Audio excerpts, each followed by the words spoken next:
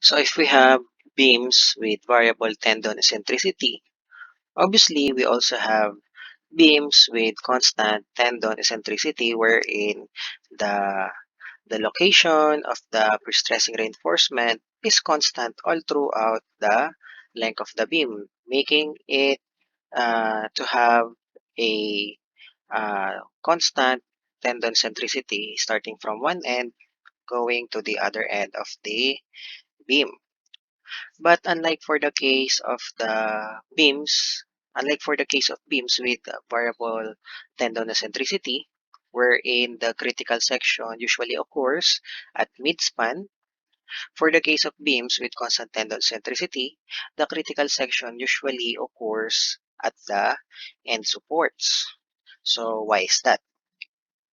So we all know that the total stress acting on every section of a beam, especially a simply supported beam, we know that the total stress acting on a simply supported beam are just the sum of the flexural stresses induced by the application of the pre-stressing force as well as from the bending moments that are produced by the application of the applied service loads, the dead loads, superimposed dead loads, and live loads. But if you can recall, for the case of simply supported beams, wherein the bending moments varies from one end to the midspan to the other end with a variation that goes uh, with a variation that increases in magnitude from 0 to the end supports to a maximum magnitude at the midspan. We can therefore conclude that since the magnitude of the bending moment acting at the end supports are equal to 0, therefore you can expect that there will be no flexural stresses that will be induced at the end supports due to the application of the service loads. And because of that, there will be no flexural stresses that will be counteracted by the flexural stresses that will be induced by the pre-stressing force, thereby making the total stresses acting at the ends of the simply supported beam to have unbalanced tensile stresses and compressive stresses. Tensile stresses acting at the top or usually at the top portion for a simply supported beam, and compressive stresses acting at the bottom of the beam. So because of that, again, obviously there will be tensile stresses that will be developed acting at the supports of a simply supported beam. And every time we hear that tensile stress, we usually think of the weakness of concrete, which has a very low capacity to resist tensile stresses. And because of that, uh, there will be a high chance of failure that will act on the supports of a simply supported beam because of the presence of that unbalanced tensile stress coming from uh, the effect of the application of the stressing force.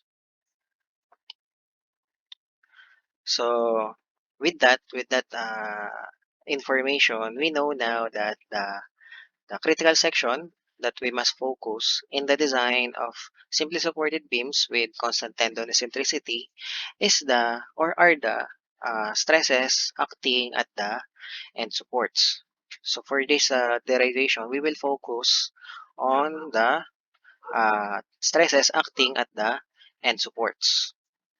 So to start the derivation of the formulas for beams with constant tendon eccentricity, let us just take a look again on what happens at the ends or end supports of a simply supported beam at different stages of pre-stressing. Let us just investigate what are the stresses acting on the end supports of a simply supported beam at different stages of pre-stressing, starting from the initial pre-stressing at transfer, wherein the pre-stressing force acting on the pre-stressing reinforcement at the end supports of a simply supported beam is just equal to the initial pre-stressing force, and the bending moments or moment acting on it is just equal to 0 obviously at transfer stage, because at this particular stage, the beam is just fully supported all throughout its length. Although even though even though it is not fully supported all throughout its length at this particular stage, we know for a fact that there will be no bending moments that will be induced at the end supports of a simply supported beam. So if this is the pre-stressing force acting at the pre-stressing reinforcement, we know that the concrete itself will experience same magnitude of force but opposite in direction. And we know from statics that we can relocate that force to any other location by just introducing the moment that it can induce to that different location that we want it to relocate, which is just equal to the magnitude of P times the perpendicular distance E, which will result to a moment equal to PE. So we already relocated this to this new location, therefore we can already remove it there.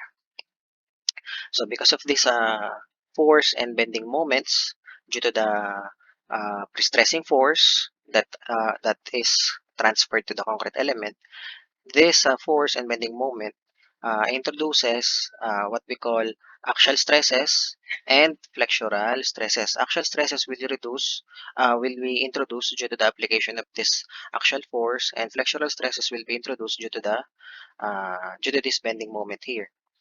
And if you will add up those stresses, the stress diagram will look something like this, with a magnitude of stress acting at the extreme pre-compressed fiber equal to this, and for the extreme pre-tension fiber, the stress is the stress acting on the extreme pre-tension fiber is equal to this.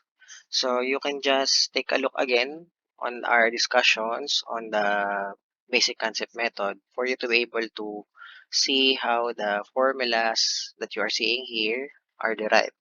So obviously these are just the same as the formulas that we have derived from the basic concept method. We just remove the part of the flexural stress due to moment due to the application of external loads, because there is no external load to begin with. So these are the stresses that will be introduced at the end supports of a simply supported beam at transfer stage.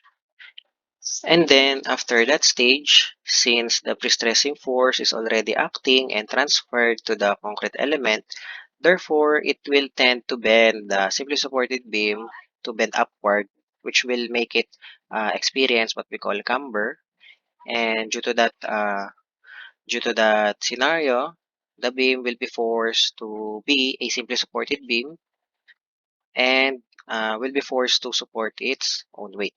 So therefore, the next stage of pre-stressing that we will talk about is the initial pre-stressing at transfer with self-weight, wherein the pre-stressing force acting at the pre-stressing reinforcement is still the initial pre-stressing force, and the bending moment acting at the ends. Again, may I just remind, we are just focusing on the end supports of a simply supported beam, and and we know that the bending moment acting at the end supports of a simply supported beam is just equal to 0. So these are the internal forces uh, that will exist at the end supports of a simply supported beam at transfer with self-weight.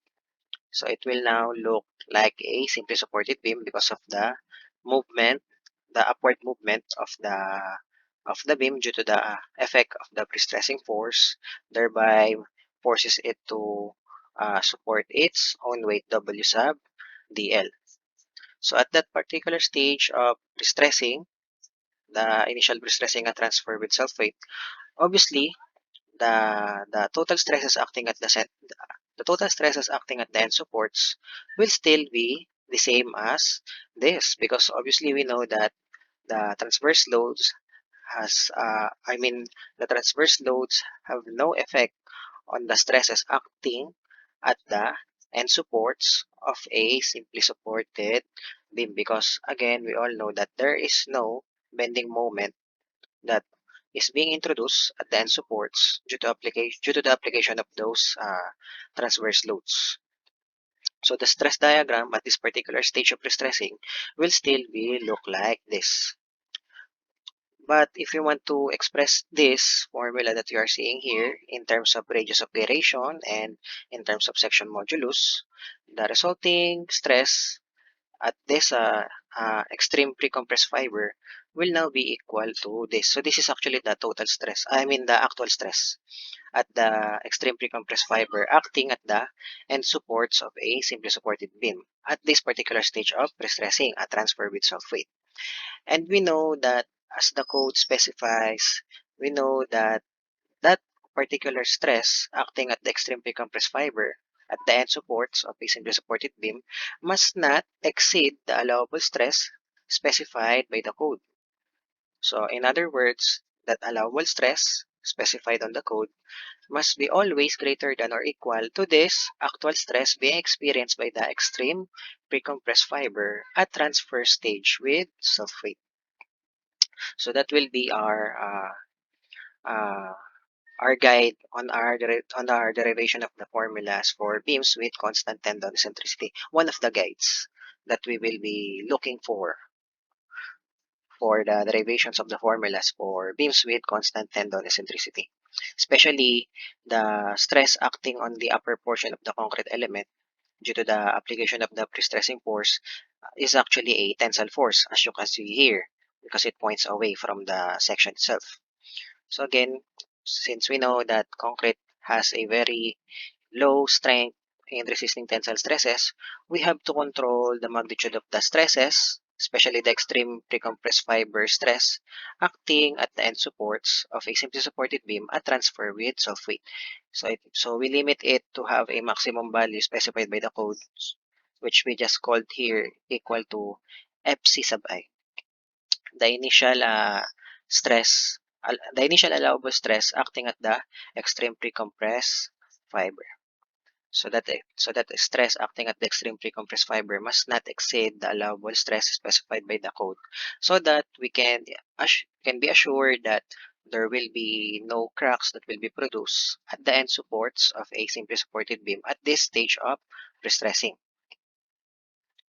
So after that stage of pre-stressing, we know that the pre-stressing reinforcement will experience what we call pre-stress losses that will tend to reduce the magnitude of the pre-stressing force from Pi to a magnitude of Pe, which is called the effective pre-stressing force. And the bending moments that are acting at the end supports of a simply supported beam at this stage of pre-stressing will obviously be still zero. Again, there's no need to talk about this zero bending moment acting at the supports. So that is a basic knowledge for a simply supported beam. There are no bending moments that are induced at the ends of a simply supported beam. So with that, since the pre-stressing force already reduced in magnitude, obviously the magnitude or magnitudes of these total stresses that you are seeing here acting at the end supports of a supported beam will obviously also reduce in magnitude. So you can imagine that the magnitudes of these stresses that you are seeing here will now have a lesser magnitude, lesser than these magnitudes that you are seeing here at this stage of pre-stressing at transfer with self-weight, wherein the pre-stress losses, the immediate pre-stress losses, as well as the time-dependent pre-stress losses, or some of the time-dependent pre-stress losses already occurred, especially the relaxation of steels coming from the uh, jacking operation, and as well as the relaxation of the steel acting after the transfer of the after the transfer of the pre-stressing force to the concrete element. So at this stage of pre-stressing, the total stresses that will now be acting at the end supports will now be something like this. So this will be the stress distribution at the end supports of the simply supported beam at this stage of pre-stressing, wherein the pre-stressing force already experienced what we call pre-stress pre-stress losses with a maximum stress at the extreme pre-compressed fiber, which is equal to FCI originally because of this, and FTI at the bottom because of this. But because of the occurrence of the pre-stress losses, these magnitudes of stress or stresses are reduced by a certain change in stress, again due to the existence of or occurrence of pre-stress losses. So now the total stresses acting at the extreme pre-compressed fiber will now be equal to this, and the stresses acting or the stress acting at the extreme pre-tension fiber will now be equal to this. So this is actually the effect of the pre-stress loss that occurred on the pre-stressing reinforcement. It diminished the value of the stresses acting on the extreme pre-compressed and extreme pre-tension fiber to be equal to the stresses that you are seeing here. So these are the reduced magnitude of stress acting on the extreme pre-compressed fiber as well as the extreme pre-tension fiber at this stage of pre-stressing due to the occurrence of pre-stress losses. So if we want to find the actual magnitude of the stress acting at the extreme pre-compressed fiber at this stage of pre-stressing, we can still use this formula, but we just have to change the magnitude of Pi to Pe because obviously we know that the magnitude of P already reduced from Pi to Pe at this stage of pre-stressing. So that actual stress acting on this extreme pre-compressed fiber must not actually exceed the allowable stress specified by the code. So this actually this is not directly specified by the code, but you can compute this by considering the effect of the pre-stress losses that you are seeing here, the delta FC and delta FT. So if you can remember, the residual pre-stress factor, gamma, which is just the ratio of the effective pre-stress force to the initial pre-stress force, we can express this actually, the equation here, in terms of gamma.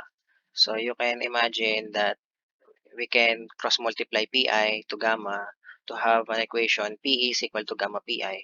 Therefore, the Pe here, the P sub E here, we can be replaced by gamma Pi. So if we will replace the Pe here by gamma Pi, the resulting equation will now be equal to this. We just separated the gamma from Pi for better clarification of the equation. So using this equation that we have derived a while ago, you can see that this right side of the equation, which is this, so we just copied this equation to this.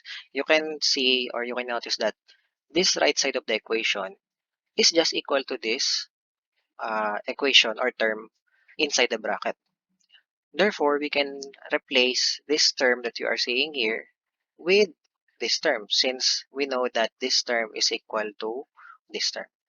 So replacing this term by FCI, we can have this equation here.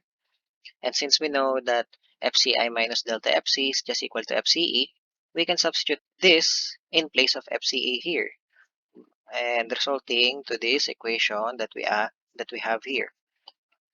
And then expressing uh, the equation in terms of delta FC, we will have this equation here.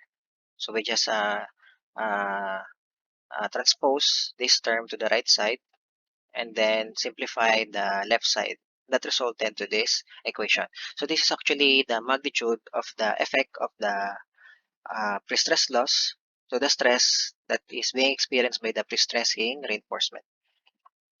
So again, that is just for the case of the extreme pre-compressed fiber. So you can derive as well for the case of the extreme pre-tension fiber, the delta F sub T, if you will just follow the procedures that we have discussed here. But for derivation purposes, we just focus on the extreme pre-compressed fiber. So meaning, these are the things that we have considered when designing beams with constant tendon eccentricity due to the fact that the stresses acting at the ends of a simply supported beam are the most critical stresses acting uh, along the length of the beam. for the case of beams with constant tendon eccentricity. So now, to continue the derivation, after that stage of pre-stressing, after the initial pre-stressing with self-weight, wherein the pre-stressing force already reduced its magnitude from PI to PE due to the existence of pre-stress losses, the next stage now that will enter is the service load condition, wherein the concrete element that we are designing will now already support the remaining service loads that are intended to be supported by it, which are the superimposed dead loads and the live loads. So at this stage, the magnitude of the pre-stressing force acting on the pre-stressing reinforcement will now still be the effective pre-stressing force, because as you have seen, the effective pre-stressing force already occurred as early as the initial pre-stressing with self-weight. So obviously at the start at the start of the service load condition, obviously the pre-stressing force acting on the pre-stressing reinforcement will still be equal to the effective pre-stressing force PE. And the bending moment that will now act on the critical section that we will now consider, which is actually now the midspan of the uh, of the simply supported beam. The bending moments that will now be concerned, acting at the midspan of a simply supported beam, will now be uh, the sum of the moments due to the dead load, superimposed dead loads, and the live loads.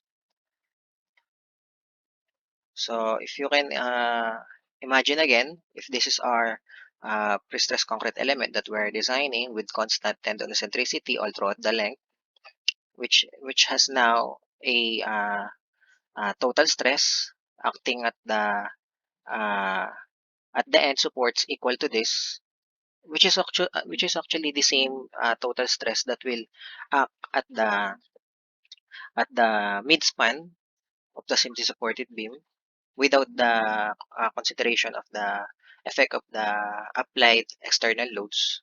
Because obviously, if we will consider the effect of the transverse loads here, there will be a moment that will be introduced at midspan. Therefore, the the stress diagram will obviously change. But again, since we are now in service load condition and we are now considering the midspan section, obviously at this stage, the effect of the transverse loads will now have uh, an effect to the stresses acting on the concrete element. So we now have to consider those effects. Uh, we now have to consider the effects of those transverse loads on this section at midspan. Because again, we know that for the case of simply supported beam, the moment acting at midspan is actually the maximum moment that can be experienced by the simply supported beam along its length. So obviously, it now has an effect to the total stresses acting on the concrete element that we are designing. So we have to consider it now. Unlike a while ago, since there's actually no effect. The Since a while ago, the transverse load, which is obviously the self-weight of the member, actually has no effect on the total stresses acting at the end supports, because again, the bending moments acting at the end supports are just equal to zero for the case of simply supported beam. So now, that dead load, that imposed dead load, the self-weight of the concrete element that we're designing, will actually introduce bending moments at the midspan, which will eventually result to what we call flexural stresses such as this. So the stress diagram due to the application of the dead load with respect to the midspan section will now be equal to this, with an extreme pre-compressed fiber stress equal to this, and for the extreme pre-tension fiber equal to this. So they are just due to the dead load or self-weight alone. And since again we are now in service load condition, additional loads will be applied to the concrete element. So the remaining service loads will now be applied, which will eventually uh, produce a bending moment at the midspan, which will again eventually produce what we call flexural stresses, which will look something like this, which has an extreme precompressed fiber stress equal to this, and an extreme pretension fiber stress equal to this. So these are now the stresses that will act on the midspan section at service load condition. So if we will try to add those, if we will try to add the effects of those stresses acting now at the midspan section at service load condition, the total stress will now look something like this, with a extreme pre-compressed fiber stress equal to this, and extreme pretension fiber stress equal to this. So you can see here that we just sum up the stresses acting on the midspan section due to the pre-stressing force, which is now equal to FCE and FTE, and we just added it or them to the flexural stresses that are induced by the application of the self-weight or dead load, which are this, and added them again to the flexural stresses that are produced by the additional or remaining service loads, which are the superimposed dead loads and live loads, which will result to these stresses that you are seeing here. So therefore, the total stresses acting at the extreme pre-compressed fiber will now just be the sum of this, which is this, and this two. So we just combine the effect of the dead load and superimposed dead load into single term just to shorten the expression. So, but obviously they are just the same. So we just have to add all of these stresses to find the total stress acting at the extreme pre-compressed fiber, as well as the as well as the stress acting at the extreme pretension fiber. You just have to add this, and this. So if you can remember uh, the the formula for finding the total stress acting at the extreme pre-compressed fiber at midspan, coming from the basic concept method that we have discussed before, the formula will now be equal to this. So this is actually the actual stress acting at the extreme pre-compressed fiber at midspan of a uh, simply supported beam that we are designing. So again, based on the code provision, this actual stress acting on the extreme pre-compressed fiber at service load condition must not exceed the allowable stress specified by the code. Or in other words, the allowable stress must be always greater than or equal to this actual stress. So again, for us to be sure that our design will always be code compliant, therefore we might as well just equate the actual stress to the allowable stress. So again, this is the allowable stress that we are considering now at service load condition. So we just called it FC sub S. The allowable stress acting at the extreme pre-compressed fiber at service load condition.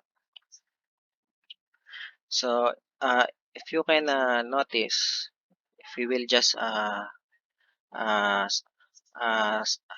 single out this term, you can notice that this term here is actually just equal to the term that we have derived a while ago, which is equal to FC sub E.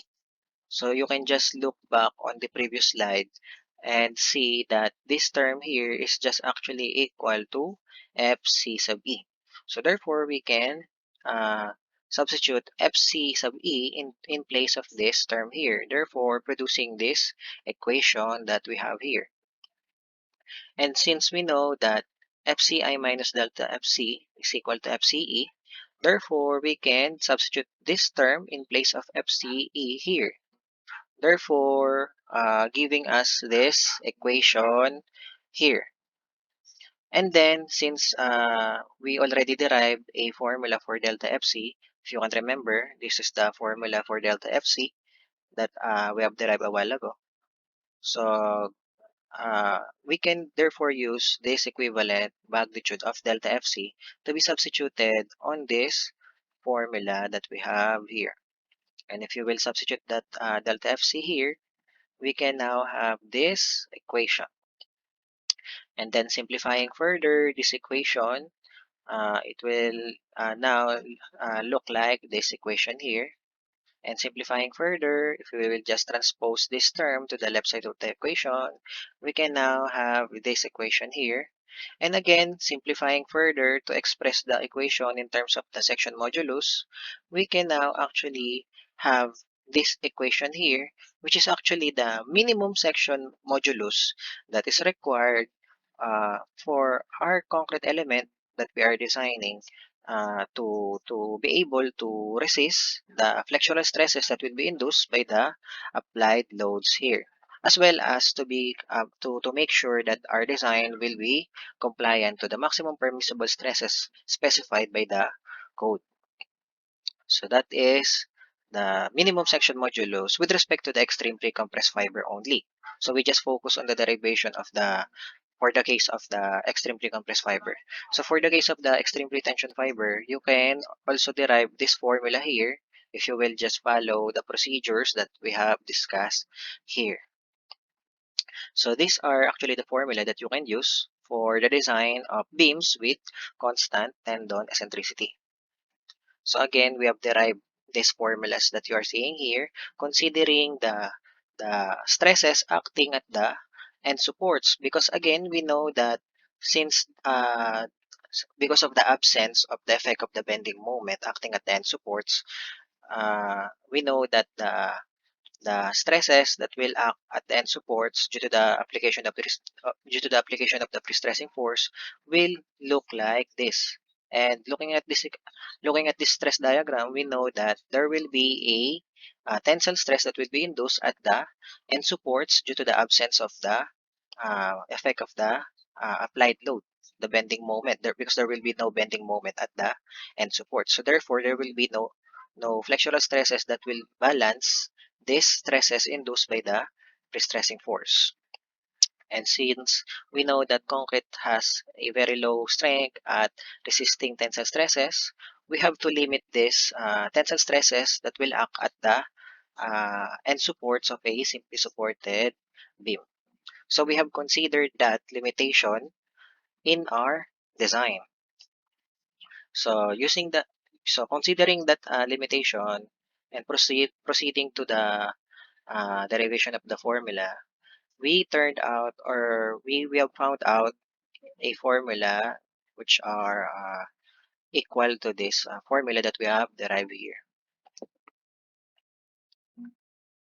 So after that formula, after deriving the formula for the minimum section modulus that is required to resist the effects of the applied loads, as well as to be compliant to the maximum permissible stresses specified by the code, we now need to design the required eccentricity of the stressing reinforcement. So we have to find out what is actually the required magnitude of the eccentricity that you are seeing here for our design to be code compliant, so that it will not uh, produce stresses that will exceed the allowable stresses specified by the code. So to derive the formula for that eccentricity, we can use the initial pre-stressing at transfer with self-weight stage, wherein the pre-stressing force acting at the pre-stressing reinforcement is just still equal to the initial pre-stressing force, and the bending moments acting at the end supports. Again, we are still focusing on the end supports here because, again, we know that the critical section with respect to stresses is actually located at the end supports, because there is nothing that will balance these stresses, like these flexural stresses that are induced by the application of the pre-stressing force. So we are focusing on the end supports because of that scenario. So if you can remember, uh, the stresses acting at the end supports, which is actually the critical section that we're talking about here, are just equal to this. So this is the formula for the actual stresses acting at the extreme pre-compressed fiber at the end supports, which must be always less than or equal to the allowable stresses specified by the code. And take note, these stresses that you are seeing here at the extreme pre-compressed fiber are actually tensile stresses. So you have to find the allowable tensile stresses acting at the end supports of our pre-stressed concrete element that we are designing at transfer stage. So again, we have to make sure that that tensile stress acting at the extreme pre-compressed fiber at transfer stage will not exceed the allowable stress specified by the code. So in order for us to make sure that that actual stress will not exceed the allowable stress specified by the code, we have to make sure that the eccentricity that we are using here will produce a stress that will not exceed the allowable stress specified by the code. So there is, uh, we can use this to derive the formula for the required pre-stressing. We can use this equation to derive the formula for the required eccentricity that will produce a stress at the extreme pre-compressed fiber at the end supports that will not exceed the allowable stress specified by the code. So if you will just redistribute this, if you will just distribute this term here and here, we can find this equation given that we just change the product of a and r squared with moment of inertia I, because we know for a fact that a r squared is just equal to I, and we know also that c over I or I over c is just equal to the section modulus. So we just change the terms that you are seeing here to be in terms of section modulus. So we just distributed this term here that turned out to be equal to this. So this is the equation. This will be the resulting equation. And then simplifying further this equation, if we will transpose this term to the left side of the equation and then express the equation in terms of E, we will have this formula, which is actually the required eccentricity at end supports, or in other words, the required eccentricity all throughout the length of the simply supported beam that will make sure that the actual stresses that will act at the extreme pre-compressed fiber, which are actually a tensile stress, that eccentricity will make sure that that actual stress that will be produced at the extreme pre-compressed fiber will not exceed the allowable stress specified by the code. And since we are designing beams with constant tendon eccentricity, that eccentricity that we will find out here will be the eccentricity of the tendon all throughout the length of the simply supported beam.